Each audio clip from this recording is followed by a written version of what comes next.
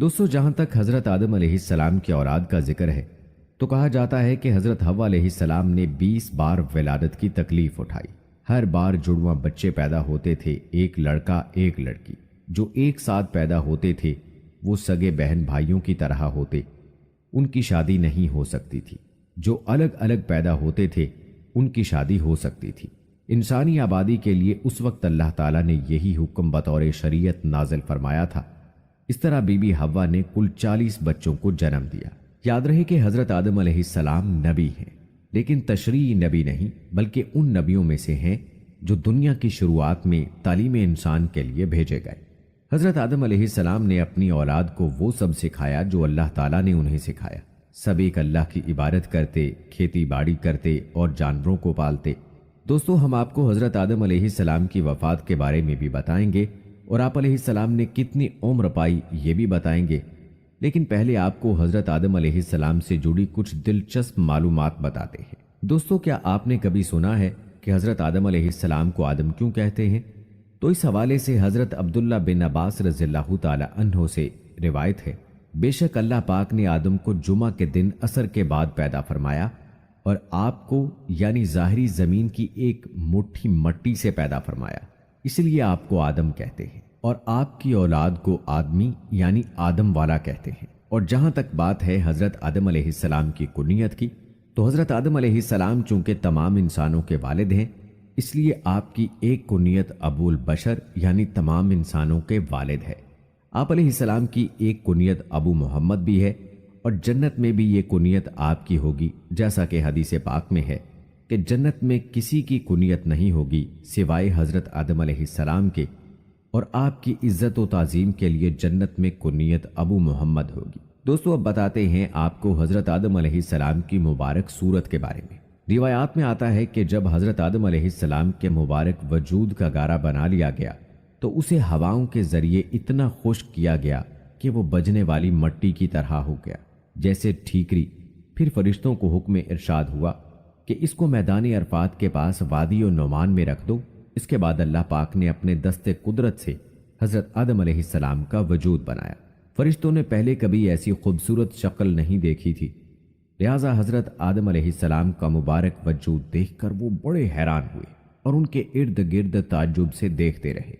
دوستو اب بات کرتے ہیں کہ زمین میں چشمے کیسے جاری ہوئے۔ ایک روایت میں ہے کہ جب اللہ پاک نے حضرت آدم علیہ السلام کو پیدا فرمانے کا ارادہ کیا تو زمین سے فرمایا، میں تجھ سے ایک مخلوق پیدا فرمانے لگا ہوں، تو جس نے میری فرما برداری کی اسے میں جنت میں داخل کروں گا، اور جس نے میری نافرمانی کی اسے میں جہنم میں ڈال دوں گا۔ تو زمین نے عرض کیا، اے میرے رب، کیا تو مجھ سے ایسی مخلوق کو پیدا فرمائے گا جو جہنم میں جائے گی؟ تو اللہ پاک نے ارشاد فرمایا، ہاں۔ اس پر زمین اس قدر روئی کے چشمے جاری ہو گئے اور یہ قیامت تک جاری رہیں گے۔ دوستو حضرت آدم علیہ السلام کی پیدائش سے جڑی ایک دلچسپ بات یوں بیان ہوئی ہے کہ اللہ پاک کے حکم سے جب زمین سے مٹی جمع کر لی گئی تو اللہ پاک نے حکم ارشاد فرمایا کہ اس کو وہاں رکھو جہاں آج خانہ کعبہ ہے۔ پھر فرشتوں کو حکم ہوا کہ اس مٹی کا مختلف پانیوں سے گارا بنائیں۔ پھر اس پر 40 دن بارش ہوئی، 39 دن غم کی اور ایک دن خوشی کی، اس لیے انسان کی زندگی میں خوشی کم اور غم زیادہ ہے۔ اور دوستو آپ علیہ السلام کی پیدائش سے جڑی ایک اور معلومات ملاحظہ فرمائیں جو کہ کھجور، انگور اور انار کی پیدائش کے حوالے سے ہے۔ کہا جاتا ہے کہ حضرت آدم علیہ السلام کا مبارک خمیر جس مٹی سے تیار ہوا اس سے بچ جانے والی مٹی سے کھجور کا درخت بنایا گیا، جیسا کہ مسلمانوں کے چوتھے خلیفہ حضرت علی رضی اللہ تعالی عنہ بیان کرتے ہیں کہ حضور صلی اللہ علیہ وآلہ وسلم نے ارشاد فرمایا، کھجور کا احترام کرو کیونکہ یہ تمہارے والد حضرت آدم علیہ السلام کی بچی ہوئی مٹی سے پیدا کی گئی ہے۔ اور ایک روایت میں ہے کہ کھجور، انار اور انگور کو حضرت آدم علیہ السلام کی بچی ہوئی مٹی سے پیدا تو رہی بات یہ کہ حضرت آدم علیہ السلام کی پیدائش کے لیے زمین سے مٹی کس فرشتے نے لائی تھی؟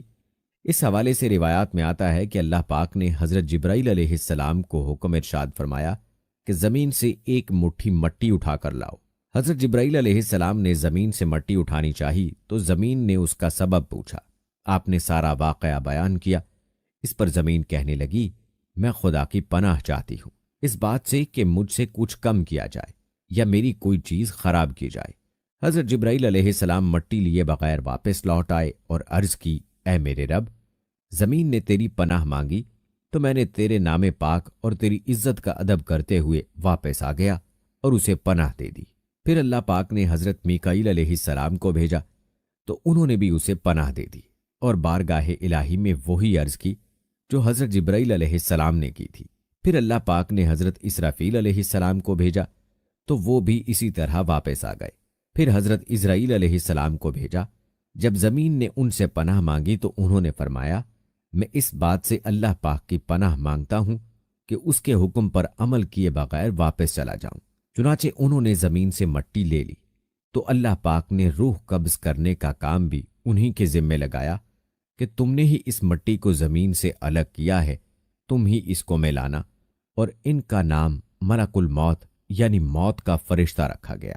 दोस्तों, रहा ये सवाल कि ये कितनी किस्म की मट्टियां थीं, तो अल्लाह पाक के आखिरी नबी मोहम्मद अरबी सल्लल्लाहु अलैहि वसल्लम ने इरशाद फरमाया, अल्लाह पाक ने आदम अलैहिस्सलाम को एक मुट्ठी से पैदा किया जो तमाम रूए ज़मीन से ली गई, लिहाजा औलाद आदम ज़मीन के अंदाजे पर आई।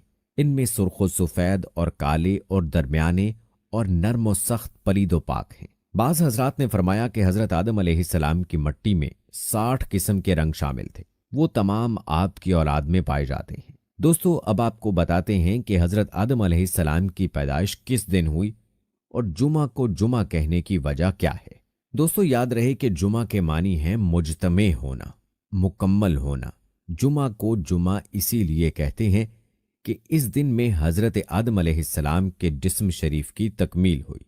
फरमाने नबी सल्लल्लाहु अलैहि वसल्लम है कि बेहतरीन दिन जिसमें सूरज निकले वो जुमे का दिन है। इस दिन हज़रत आदम अलैहिस्सलाम को पैदा किया गया, इसी दिन उन्हें जन्नत से ज़मीन पर उतारा गया, इसी दिन उनकी तौबा कबूल फरमाई गई, इसी दिन उनकी वफ़ात हुई और इसी दिन क़यामत कायम होगी।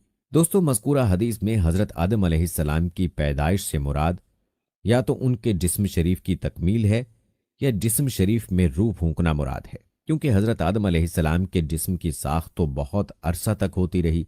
हर किस्म की मट्टी पानी का जमा फरमाना, फिर उसका खमीर करना, फिर आज़ाए ज़ाहिरी बातनी का बनाना, फिर बहुत रोज़ तक सुखाना, इसमें बहुत दिन लगे। ये एक दिन और एक साथ में नहीं हुआ। दोस्तों, एक और दिलचस्प बात जो आप अलैहिस्सलाम की पैदाइश और इंसान के जिस्म से रूह निकलते वक्त की तकलीफ से मुताल्लिक है, मुलाहिजा फरमाएं। कहते हैं कि अल्लाह पाक ने जब रूह को हज़रत आदम अलैहिस्सलाम के जिस्म में दाखिल होने का हुक्म इरशाद फरमाया तो रूह ने अर्ज़ किया, या अल्लाह पाक, ये जगह निहायत गहरी और अंधेरी है। 3 बार हुक्म इलाही हुआ और तीनों बार रूह ने यही अर्ज़ की तो अल्लाह पाक ने फरमाया, ना चाहते हुए दाखिल हो रही है तो फिर निकलने में भी सख्त तकलीफ होगी। यही वजह है कि जब इंसान के जिस्म से रूह निकलती है तो सख्त तकलीफ होती है। दोस्तों, ये थी कुछ मालूमात जो कि हज़रत सैयदना आदम अलैहिस्सलाम की पैदाइश के साथ मुंसलिक थी। चलिए अब बात करते हैं आप अलैहिस्सलाम की उम्र मुबारक की और आप अलैहिस्सलाम की वफ़ात की। तो दोस्तों, याद रहे हज़रत आदम अलैहिस्सलाम की असल उम्र 1000 बरस थी।